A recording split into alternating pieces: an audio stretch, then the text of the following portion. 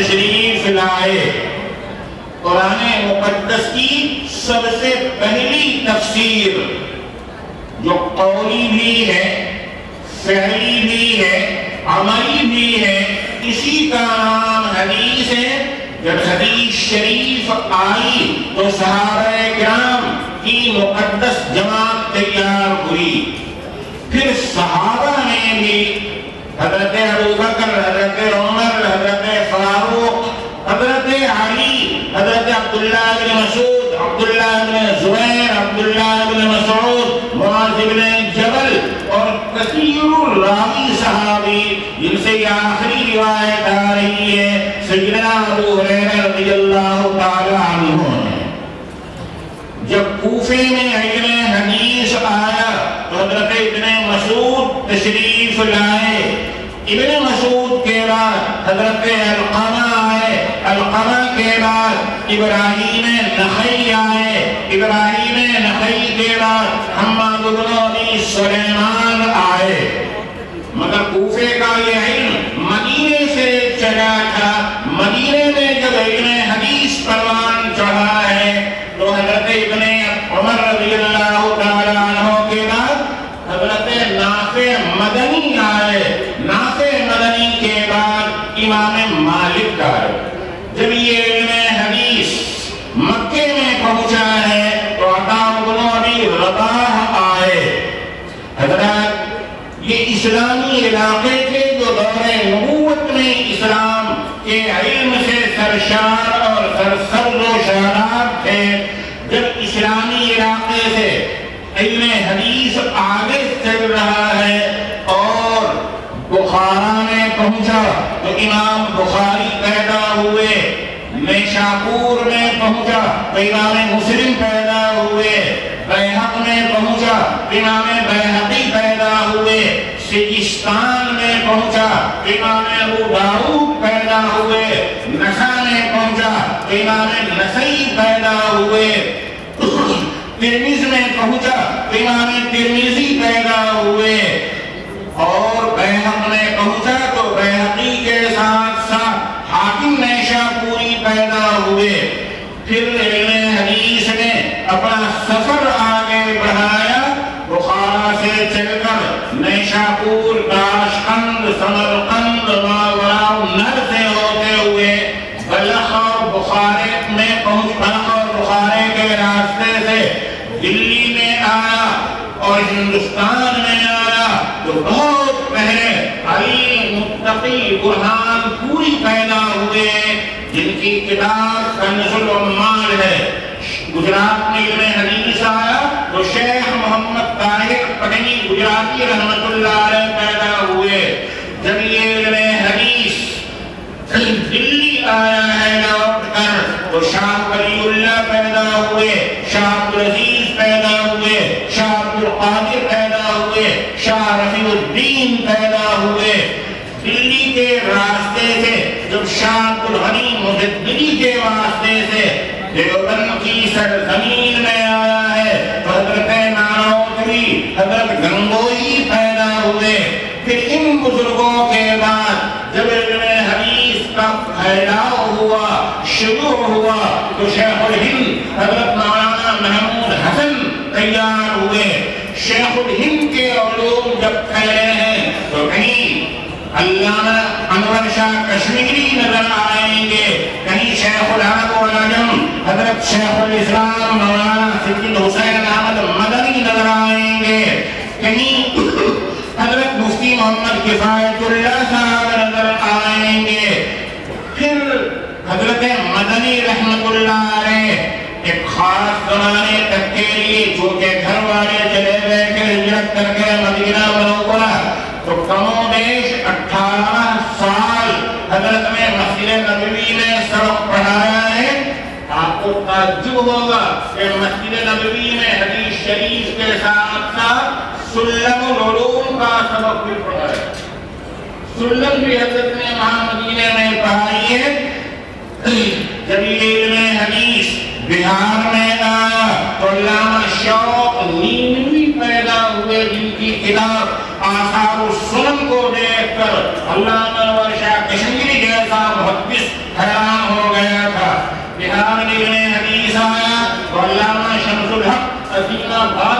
پیدا ہوئے.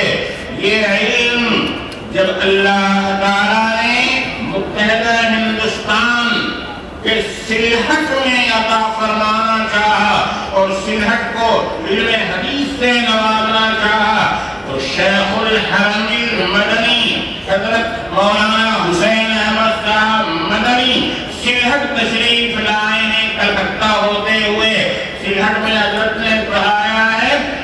اسی متحدہ ہندوستان کے سلہٹی ضلع کے رہنے والے حضرت شیخ باسکندی ہیں جو سلہٹ کا علم دیوبند کے واسطے سے جب اس باسکندی میں آیا ہے تو حضرت شیخ الاسلام میں خاص معنوں استعمال کر رہا ہوں.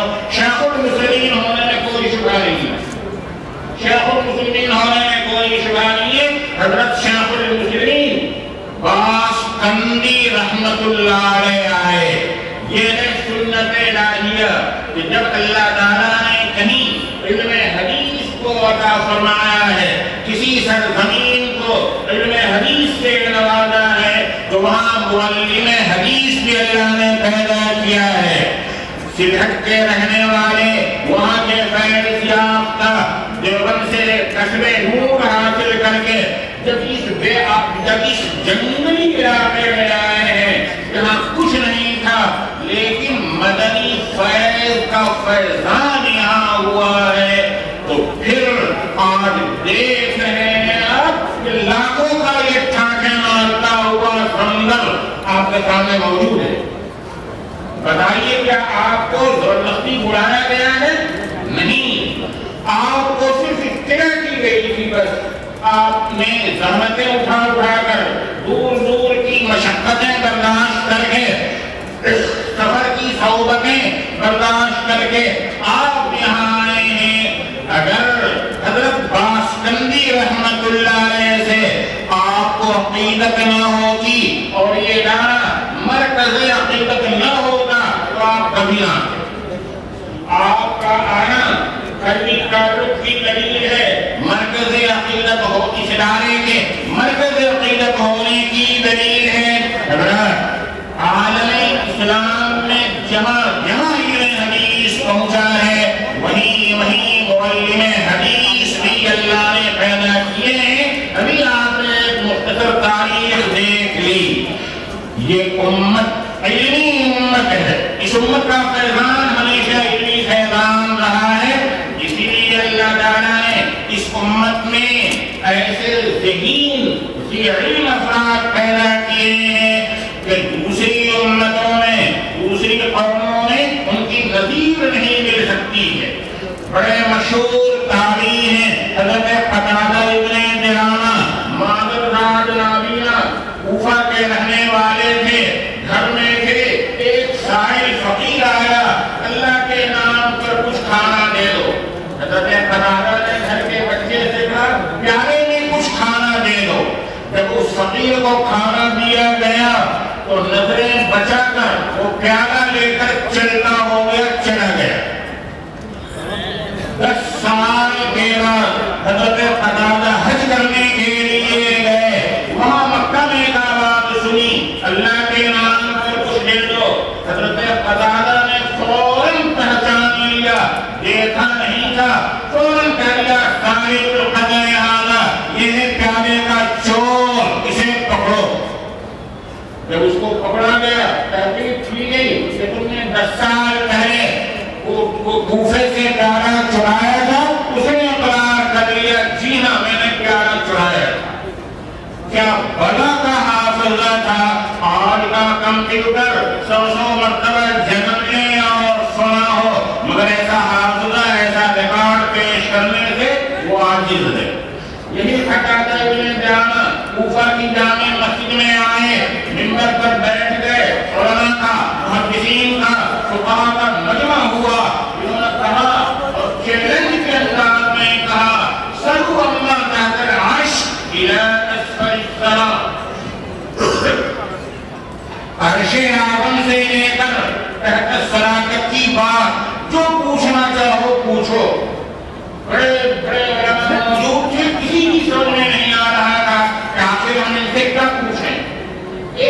اور بچہ وہاں موجود تھا، اس نے دیکھ لیا کہ کسی کی سمجھ میں سوال نہیں آ رہا ہے، تو اس بچے نے کہا سلو النملۃ سلیمان اکانت ذکرا من انثی۔ حضرت سلیمان کے واقعہ میں جس چیونٹی کا ذکر آتا ہے اور جس کا ذکر قرآن میں ہے، اس نے حضرت سلیمان سے بات کی تھی، اس چیونٹی کے بارے میں پوچھو کہ وہ مادر تھی یا نر۔ حضرت قتادہ سے پوچھ لیا گیا کہ وہ مادر تھی یا نر۔ قتادہ کے 14 طرف روشن ہو گئے، ان کی سمجھ میں نہیں آ سکا کہ وہ مادر تھی یا نر۔ چیونٹی اگر آج سامنے موجود ہو تو بھی بتانا مشکل ہے کہ یہ مادر ہے یا نر۔ اور جس چیونٹی کے بارے میں سوال کیا جا رہا ہے وہ 1600-1700 سال پہلے گزر چکی تھی، 1600-1700 سال پہلے گزر چکی تھی، اور اس چیونٹی کے بارے میں کیسے بتایا جا سکتا تھا کہ وہ مادر تھی یا نر؟ قتادہ لاجواب ہو گئے، خاموش ہو گئے۔ انہوں نے کہا بیٹے تم ہی بتاؤ وہ مادر تھی یا نر؟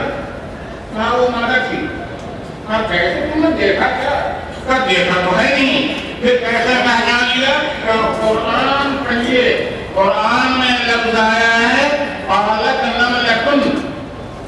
علماء اس کو سمجھیں گے، نملۃ پر جو تا ہے اس کا تو تانیث کے لیے ہونا ضروری نہیں ہے، تائے وحدت بھی ہوتی ہے، تائے جنسی بھی ہوتی ہے، تائے سلسی بھی ہوتی ہے، تائے تانیث بھی ہوتی ہے، تائے جاتی کے لیے بھی ہوتی ہے، مگر نملۃ سے پہلے جو قالت میں لمبی تا ہے فعل مؤنث، اس نے متعین کیا کہ یہ نملہ مذکر نہیں ہے بلکہ مؤنث ہے۔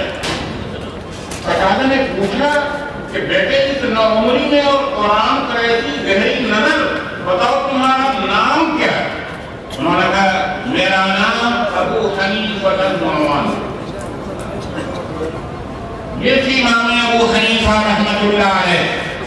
آپ جانتے ہیں کہ درخت اپنے پھل سے پہچانا جاتا ہے، درخت اپنے پھل سے پہچانا جاتا ہے، پھل میٹھے ہیں، درخت اچھا ہے، پھل کڑوا ہے، درخت ذرا گھٹیا ہے۔ انہی امام ابو حنیفہ کے شاگرد ہیں علی بن المدینی۔ توجہ سے آپ رکھیے گا، آج تک کچھ الجھانے کی کوششیں کی جا رہی ہیں، جو اسماء الرجال سے واقف نہیں ہیں وہ بیچارے پھنس جاتے ہیں، کیا کریں؟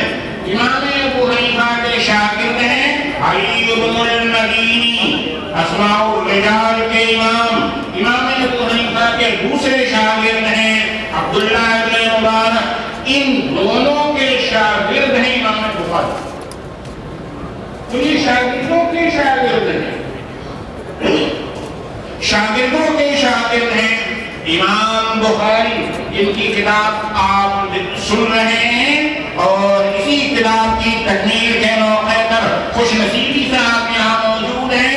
حضرت امام بخاری رحمۃ اللہ علیہ کی پوری زندگی کرامتوں سے بھری ہوئی۔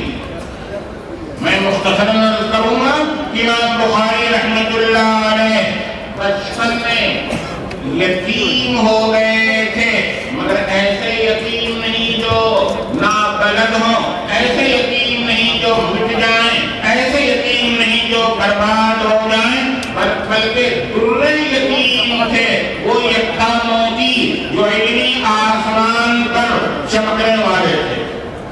امام بخاری بچپن میں بینا کے دیکھنے والے تھے، لیکن پھر نابینا ہو گئے بچپن میں، بالکل ان کو نظر نہیں آتا تھا۔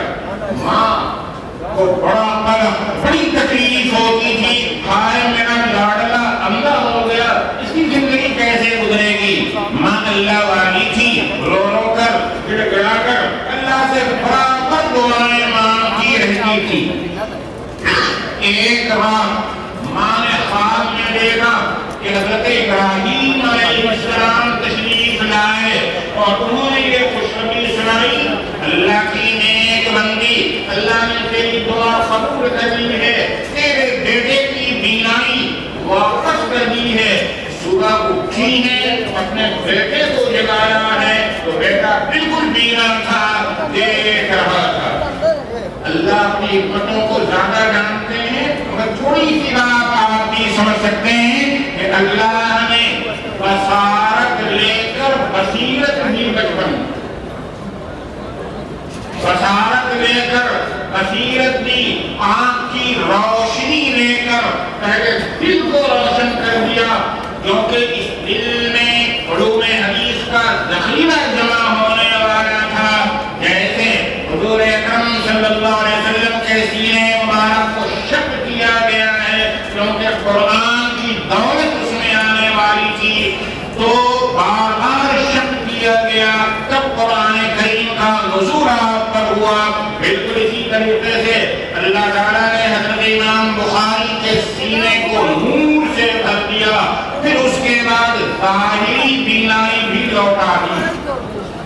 شروع میں یہ اپنی ماں سے پڑھتے رہے، بخارا کے رہنے والے تھے، پھر بخارا میں ایک بڑے مشہور محدث تھے داخلی، بخاری کے طلبہ جانتے ہوں گے، داخلی ان کا ڈنکا کر رہا تھا، بڑے محدث، امام بخاری ان کے پاس جانے لگے، 11 سال کی عمر ہے، جا رہے ہیں پڑھنے کے لیے، ایک مرتبہ، اگر آپ سند کو سمجھتے ہو تو سمجھ جائیں گے، ایک مرتبہ داخلی نے سند بیان کی، عن سفیان عن ابی الزبیر عن ابراہیم، علماء جانتے ہیں کہ اس سند میں ابو الزبیر کے استاد ابراہیم ہیں، امام بخاری شاگرد ہیں ان کے، میرے حضرت ابو الزبیر ابراہیم سے روایت نہیں کرتے، یہ سند صحیح نہیں۔ داخلی غصے ہو گئے، کہنے لگے میاں آئے ہو پڑھنے کے لیے کہ سند پر کلام کرنے کے لیے؟ کہا نہیں حضرت سند صحیح نہیں، آپ تحقیق کیجئے۔ کہا نہیں بالکل صحیح سند ہے۔ تو امام بخاری نے کہا جا کر اصل کتاب میں آپ دیکھیے، جب داخلی گھر گئے اور کتاب کھولی تو ان کو اپنی غلطی کا احساس ہوا کہ میں غلط بیان کر رہا تھا، پھر بچے سے پوچھا بتاؤ صحیح سند کیا ہے؟ تو صحیح سند بخاری نے بتائی، سفیان عن زبیر بن عبیم عن زبیر بن عبیم عن ابراہیم، ابو الزبیر دوسرے ہیں اور زبیر بن عبیم دوسرے ہیں، اس سند میں زبیر بن عبیم تھے، ابو الزبیر نہیں۔ آپ پڑھے ہوئے ہیں، علم حدیث میں سب سے مشکل فن اسماء الرجال کا فن، تقریریں تو آسانی سے ہو جاتی ہیں مگر علم الحدیث کو جاننا مشکل ہوتا ہے۔ امام بخاری رحمت اللہ علیہ ابھی 11 سال کے ہیں کہ داخلی کے پاس سے ایک دوسرے محدث کے پاس گئے اور جانے کے بعد ان سے ملاقات کی۔ ایک دوسرے محدث ہیں سلیمان ابن مجاہد، وہ کہتے ہیں کہ میں محمد ابن سلام بیکندی کے پاس گیا، ابھی ذرا پہلے آئے ہوتے ایک چھوٹا سا بچہ میں دکھلاتا جس کو 70,000 حدیثیں یاد تھی، 70,000 حدیثیں یاد، وہ بچہ چلا گیا میرے پاس سے، اتفاق سے حضرت بیکندی سے ملاقات بخاری سے ہو گئی، پوچھا ان سے بیٹے کیا تمہیں 70,000 حدیثیں یاد ہیں؟ کہنے لگا الحمدللہ اس سے زیادہ 1,00,000 صحیح حدیثیں اور 2,00,000 غیر صحیح حدیثیں مجھے یاد ہیں۔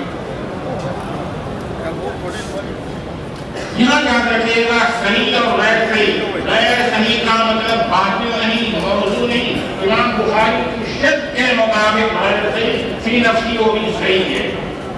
یہ جو درمیان کی باتیں ہماری کو یاد رکھیے گا، یہاں کی سیاحت دیواری سے باہر ہوں گے تو آپ کے لیے موقع اور آپ کے لیے اچھا کام یہ باتیں ثابت ہوں گی۔ ان کے ایک ساتھی ہیں حاشد بن اسماعیل، حاشد بن اسماعیل کہتے ہیں کہ میں اور بخاری دونوں بچپنے میں پڑھنے جاتے تھے استاد کے پاس، اس زمانے میں یہ کتابیں نہیں تھیں، تباہ کا سوال نہیں تھا، استاد حافظے سے حدیثیں سناتے تھے اور طلبہ اس کو اپنی کاغذ پر لکھتے تھے، بخاری چپ چاپ بیٹھے رہتے تھے، لکھتے نہیں، نہ قلم نہ کاغذ نہ دوات کچھ نہیں، بیٹھے رہتے تھے چپ چاپ خاموشی کے ساتھ۔ ایک دن 2 دن 15 دن ہو گئے، پھر 16ویں دن شاگرد نے کہا یا جب تم پڑھتے نہیں لکھتے نہیں ہو کیوں آتے ہو وقت ضائع کرتے ہو، وقت برباد کیا فائدہ؟ امام بخاری نے کہا اچھا 16 دنوں میں تم نے کتنی حدیثیں لکھی ہیں؟ 15,000 حدیثیں. اچھا کافی کھولو. ایک طرف سے بخاری نے ایک بیٹھک میں 15,000 حدیثیں سنا. ایک مرتبہ جو سن لیتے تھے کبھی بھولتے نہیں تھے. یہ تھے بخاری 15,000 حدیثیں سنانی. کہنے لگے مجھے حافظی پر بھروسہ ہے اس لیے مجھے لکھنے کی ضرورت نہیں. لیکن ابھی بخاری جوان تو ہو چکے ہیں مگر بوڑھے پرانے نہیں ہیں. اور ایک بات ہے نوجوان عالم چاہے کتنا ہی بڑا ہو جائے بوڑھے پرانے لوگ جلدی سے اس کو مانتے نہیں. قبول نہیں کرتے. یہ ہمارا شاگرد ہے تو ہمارے کو پڑھا ہوا ہے ٹھیک ہے. ہر علم والے سے بڑا علم والا ہوتا ہے. بخاری گئے ہیں بغداد جن کے علم کا ڈنکا بج رہا تھا عالمی اسلام میں. مکے میں مدینے میں شام میں مصر میں بغداد میں کوفے میں بصرے میں پورے عالمی اسلام میں علم حدیث کا ڈنکا بج رہا تھا. جب بغداد کے لوگوں نے دیکھا کہ یہ جو نوجوان ہیں اور چھوٹے بچے ہیں اور بوڑھے بچے ہیں کیا حدیث جانتے ہوں گے. لوگ بڑا مولوی کس کو مانتے ہیں؟ جو لمبا تگڑا ہو موٹا تگڑا ہو. اور بخاری بوڑھے بچے ہلکے پھلکے. بخاری کا ایگزام ہونا چاہیے امتحان لینا چاہیے. ایسے امتحان تو 10 محدثین منتخب کیے گئے اور ہر ایک کو 10 حدیثیں دی گئی. 10 حدیثیں مدر عزیز سے بلائے گئے. آپ جانتے ہیں حدیث 2 چیزوں کا نام ہے ایک سند اور ایک متن. ہر حدیث میں سند موجود ہے. سند اور متن جن راویوں سے جن محدثین سے حدیث آتی ہے وہ کہلاتے ہیں سند اور متن جو سرکار کا ارشاد ہے وہ ہے متن.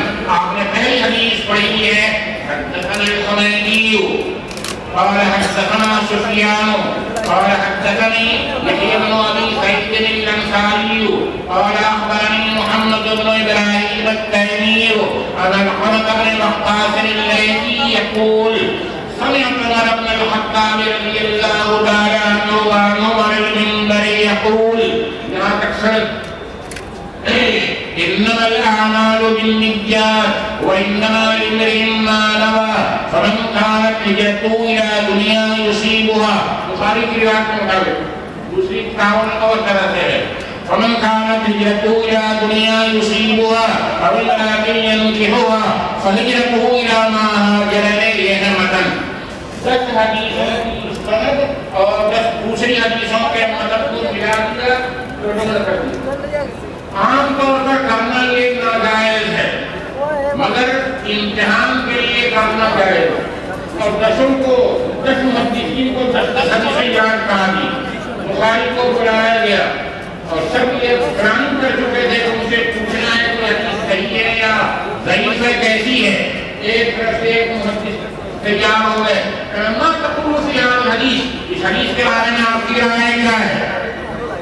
بخاری نے حدیث سنی ناظری یہ ان کی چڑھاپی کی ہوشیاری کی پہلے جواب نہیں دیا. جو صرف کے خالی ہوتا ہے سزا دیتا ہے سمندر سے پانی اچھلتا نہیں. بخاری کہنے کا لا تم نہیں جانتا. وہ دوسری حدیث تیسری حدیث چوتھی حدیث 10 حدیث سنا کے ہر ایک کے جواب میں بخاری کہتے ہیں لا ادری لا ادری لا ادری انہیں نہیں جانتا. 10 کے 10 محدثین نے 100 حدیثیں سنا دی. ہر ایک کے جواب میں بخاری کہتے ہیں مجھے پتا نہیں ہے. سب کو یقین ہو گیا کہ لفافہ خالی ہے اندر کچھ نہیں. لفافہ خالی اندر کچھ نہیں ہے. جب بخاری رحمت اللہ علیہ نے دیکھ لیا کہ ان کے ترکش کا تیر نکل چکا ہے اب ان کے پاس کچھ نہیں ہے تو پہلے صرف متوجہ ہوئے اور کہنے سنو تم نے پہلے منظر پر یہ حدیث سنائی تھی اس طرح اور صحیح اس طرح ہے. دوسری حدیث یہ سنائی تھی حالانکہ صحیح طرح ہے. 100 کے 100 حدیثیں انہوں نے پہلے الٹی سنائی پھر صحیح سنا دی. بخاری کے سب سے بڑے اشارے ہیں ابن حجر اسقلانی رحمۃ اللہ علیہ فرماتے ہیں کہ بخاری حدیث کا یہ کوئی کمال نہیں ہے کہ 100 صحیح حدیثیں انہوں نے سنانی، اس لیے تو بخاری کو لاکھوں حدیثیں یاد تھیں. کمال یہ ہے کہ ایک مرتبہ سن کر 100 حدیثیں پہلے الٹی سنائی پھر صحیح سنائی. یہ ہے بخاری کا کمال. حضرات امام بخاری رحمۃ اللہ علیہ کے کمال کو اگر میں شروع کروں تو شاید اس کے دن گزر جائیں. بس یہ سمجھیے کہ وہ اللہ کی قدرت کا کرشمہ.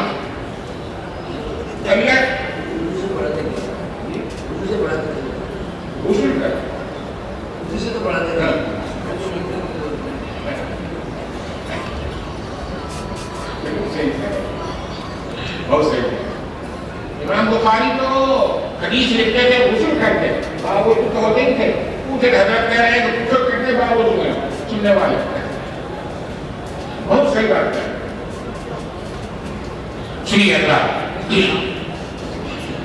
امام بخاری رحمۃ اللہ علیہ کے انہی فضائل کی بنا پر امام مسلم نے کہا تھا دانی جو قبل مجھے امیر المومنین آپ مجھے اجازت دیجیے کہ میں آپ کے پیروں کا بوسہ لوں. ابن خزیمہ جن کی حدیث میں کتاب ہے صحیح ابن خزیمہ، انہوں نے کہا کہ ما کہدا دین السماء عالم بالحدیث من محمد ابن اسماعیل. امام بخاری سے بڑا کوئی محدث اس سرزمین پر نہیں ہے آسمان کے نیچے. بے شک امام بخاری رحمۃ اللہ علیہ نے اس کتاب میں صحیح حدیثیں لکھی ہیں 1,00,000 حدیثوں سے چھانٹ کر. مگر میرے بھائیو اس کا یہ مطلب نہیں ہے کہ ساری صحیح حدیثیں اسی میں. اس میں جو 6,500 کے برابر حدیثیں آئی ہیں بے شک وہ صحیح ہیں، مگر